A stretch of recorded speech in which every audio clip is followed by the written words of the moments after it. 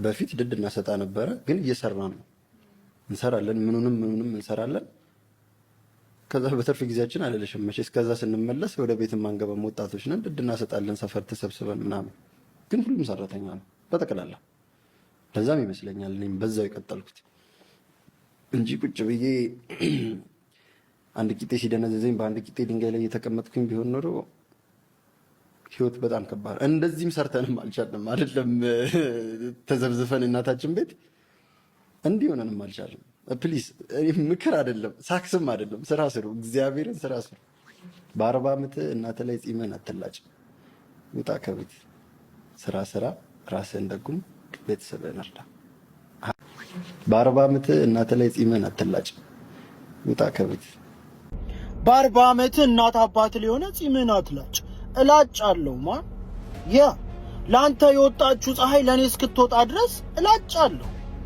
አንዳንዴ ምንም ያልሰሩ ሰዎችን ወደ ሚዲያ ስታመጡ መጨረሻው ይህ ነው። ይህ ግለሰብ ምንም የሰራው ነገር የለም፣ ጀስት ተሳዳቢ ነው። ምንም ኢንተርቴን የሚያደርገው ነገር የለም፣ ያደረገውም ነገር የለም። ለመሳደብ ደግሞ ምንም አይጠይቅም። ባዶ ቀፎ መሆን ብቻ በቂ ነው። ይህ ግለሰብ የመንግስት አካላትን ተሳድቧል፣ ፖሊሶችን ተሳድቧል፣ ትራፊኮችን ተሳድቧል፣ ማህበረሰብ ተሳድቧል፣ እንዲሁም ግለሰቦች ላይ አፉን ከፍቷል። ግን ማን እኔ ልንገር፣ በ40 ዓመቱ እናት አባቱ ላይ ቁጭ ብሎ የእናት አባቱን እንጀራ መብላት የሚያስደስተው ወጣት የለም መሄጃ ስላጣ እንጂ። ከዛ ግን የእንዳንተ አይነቱ ደንቆሮ አፍ መክፈቻ መሆን አይችልም። ማን አንተ ትናንት ድርቆሽ እንጀራ ትበላ ይሆናል፣ ዛሬ የግዢ እንጀራ መብላት ጀምረህ ሊሆን ይችላል። ግን አክት እያረክ ያለው ጤፍ ዘርቶ ጤፍ ሸምቶ እንደሚበላ ሰው ነው። አብዛኛው ወጣት የእንዳንተ አይነቱን ደንቆሮ አፍ ጥላቻ ነው በየበረሃው ተሰዶ የበረሃ እራት እየሆነ ያለው። ስለዚህ ማን ይኸውልህ ተጠንቀቅ። በየሰፈር የእንዳንተ አይነት አብሮ አደጎች ብዙ አሉ፣ መሄጃ ያጡ ተምረው ዲግሪ ይዘው። ከተማው ላይ ብዙ አይነት ወጣት አለ መሄጃ ያጣ ተስፋ ያጣ። ስለዚህ ማን የራሱን ጺም ብቻ አይደለም ያንተንም ይላጭላል። ያ ዱርዬ ፍቅር መስጠት እንደሚያውቅበት ህይወት መንጠቅም ይችልበታል። ብዙ አፍን አትክፈት፣ ረጋ በል። የአዲስ አበባ ልጅ ስራ ምንድነው ምናምን እያላችሁ የሰው ሞራል ተገላችሁ ወይ ከሆነ ቦታ ከሆነ ክልል ሆኖ ቪዲዮ ሲሰራና የወገንት ሰፖርት ታደርጋላችሁ፣ ታበረታታላችሁ። አዲስ አበባ አምጥታችሁ አብራችሁ ቪዲዮ ኮላብ እያደረጋችሁ ትሰራላችሁ ምናምን። እኛ ግን የአዲስ አበባ ልጆች ወተን እዚህ ጋር ራሳችንን ሚዲያ ላይ አውጥተን እንደዚህ አሁን እኔ ቆሼ ላይ ባለው ነገር ምንም ሳላፍር ራሴን አውጥቼ በዚህ ያህል ልክ እያወጣሁኝ ቪዲዮ እየሰራሁ እንኳን አንድ ሰፖርት የሚያደርገኝ ሰው የለም። ሌላውን ሰፖርት እንደምታደርጉት ከአዲስ አበባ ውጪ እኔንም ሰፖርት እንድታደርጉኝ ነው። ታኒ ኮንታ ላይ መኖር የለብኝም። ያው ይሄ ቪዲዮ ከአንድ ብር እንዲደርስ ፈልጋለሁ። ወይ በውስጥ መስመር ሰው ያወራኛል ወይ እናንተ ሜንሽ ምናምን አድርጉለትና ጅላሶቹ በአጋጣሚ እነ መልእክተኛው ጋር ምናምን በውስጥ መስመር እና ኩቻ ጋር እነ ሊዛሬድ ጋር ማንኛውም ሰንበዲ ጋር እናወራለን። አንዳንድ ነገር ተውተይ ምናምን እንባባለው ነገር አለ። ግን አንድ ብር ጋር በአጋጣሚ ኮሚኒኬት ስለሌለን እስካሁን ይሄን ነገር ሜንሽን አድርጉለት። ሰሞኑን በነበረው ኢንተርቪው ብዙ ሚዲያዎች ኢንተርቪው ሲጋብዙት ጥሩ ነገር አስተማሪ ወጣቱን የሚያነቃቃ ሞቲቬሽን ሰውታች ወደ ላይ መውጣት ከፍ ዝቅ ማግኘት ማጣት የሚለው ንግግር ውስጣችን ነክቶናል። በተለይ አግኝቶ ማጣት እንፈራለን ያለው ነገር ያው የኔን አንደበት ተውሶ የተናገርልኝ እስኪመስለኝ ደስ ብሎኛል። ግን አንድ የተሳሳተ የምለው በእኔ ግምትና አመለካከት 40 ዓመት ላይ ጺምን አትላጭ እናት ቤት ውጣ ምናምን ያልከው እግዚአብሔር ምስክሬ ነው ስተት ነው። ያው እግዚአብሔር ምስክሬ ነው የምነግርህ አይደለም። በ40 ዓመቱ ቁጭ ብሎ ሊላጭና አንድ ስራ ፈልጎ ሊሰራ ይቅርና መምህሮች ሰው ታውቃለህ አንተ ወደ ኤርፖርት አካባቢ ምናምን ካርቶን መሸከም ማታ ላይ የምንሰራቸው የሸቅል ስራ መካዝን ላይ ዕቃ ማውረድ መጫር እያሉኝ ነው በእኔ ሰፈር ያሉ መምህሮች እግዚአብሔር በሚያውቀው። አይ ቀን የሚሰሩት ቢሮ ሰራተኞች ባንክ ቤት የሰው ራይድ ፈልግልን እንያዝ እያሉ ነው። አንተ የምታወራው በ40 ዓመቱ ቁጭ ብሎ ስለመለጫጨት ስለ ሸበር ምናምን ነው። እንደዛ አይደለም። አንድ ብር ያራዳ ልጅ እንደዛ አይደለም። አስተውል።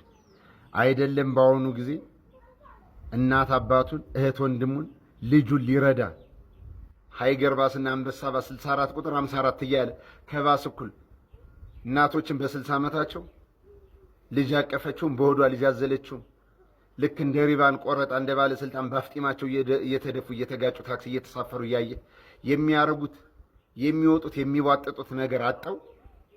አንተ በ40 ዓመት ወጣቱ ስራ አጦ ጠልቶ ምናምን ቤት የሆነ ዱካክ ይዞት ምናምን እንዳይመስል እማኔ ፉርቴ ነው። እኔም ዛሬ የምሰራው ስራ ራሴና ልጆችን ማስተዳድርበት አንተም ደግሞ ልጅን የምታሳድግበት ስራ ወይ ፉርቴ ወይ ጥረት ነው። ጣሩ ስራ ተፍተፍ በሉ ሞክሩ ምናምን እንጂ ጺምን በ40 ዓመት እየተላጨ እመነኝ እኔ አንድ ስራ ነው የምሰራው። ከሆነ ጊዜ በፊት 2-3 ስራ ነበር የምሰራው። አሁን አንዱን ስራ ይዤ እየተንገዳገድኩ ነው። 2ና 3ኛ ስራ ፈልጋለሁ። አንዱ ስራ አድካሚ ነው ነው ያስኩት። ግን 2ና 3 ልክ በቃ እንደ ቀይ ግዛት እንደ ኩንታ ኩንቴ እንደነበረው ወጣት በሰንሰለት ጠምደህ ብትከፍለኝ እኔ ደስ ይለኛል። እናታችን ቅድስት ድንግል ማርያም በምታውቀው ማለት ነው። ስለዚህ አንድ ብር አስተውል። አንዳንዶቻችሁ አራዳ ናችሁ፣ አመጣጣችሁ አሪፍ ነው፣ ግን እውቅናና ዝና ከመስመር ከፍርጎ ያስወጣል። ያ ሲሆን ደግሞ የኢትዮጵያ ሕዝብ ማክበር ማቅለልም ይችልበታል። አንተን አቀለለ አከበረ ዳዝን ማተር ምንም ላይ ይመስል ይችላል። የሚያኖርህ ገቢህ ነው፣ የሚያስተዳድር ቤተሰብ ነው ወይ አምላክ ነው።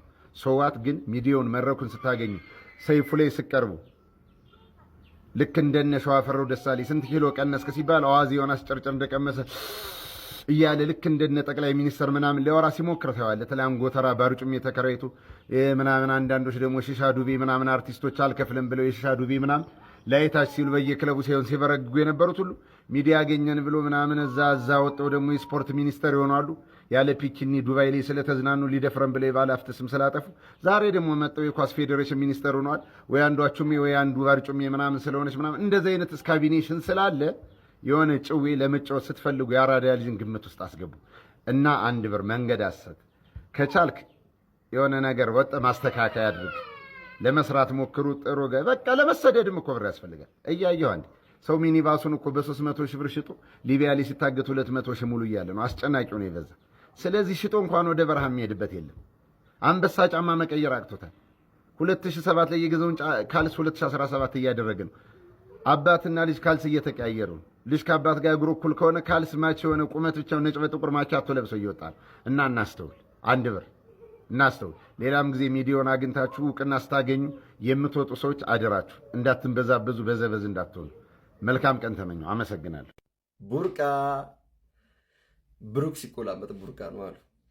ኤኒዌይ እኛ ቀበሌ ማህፀን በር ክትባት ጀምረዋልና እንዳያመልጠ በዛው ልጠቁመህ። ሰው ቡርቃ ምናምን የማህፀን ክትባት መጀመሪያ አንተ ተከትባ አልመጣም። ልንገርህ በውስጥ አዋራኝ ምናምን ትላለህ እንዴ? እስካሁን ስትቻቸው የነበሩን እስቲ ማንን ነው በውስጥ ያዋራኸው? ሴዶን በውስጥ አዋርቶ ነበር ስተቸው? የትኛው ፖለቲከኛ ነው በውስጥ ያዋራኸው? አንተ ኧረ በእናትህ በ40 ዓመት ምናምን ትላለህ እንዴ? እውነቱን ነው ያሉ። ለአንተ የወጣ ፀሐይ ለኛ እስከሚወጣ እኛ ቤታችን እንቀመጣለን። በእናታችን ቤት ምንም አይጎልብንም። አንተ እዚህ ለመድረስ ዘልፈህ ነው። አሁንም እየነገርኩ ነው ያለው። ዘልፈህ ነው የደረስከው። ምንም የምታደርገው ነገር ስህተት ነው። ትመቸኝ ነበረ ኖ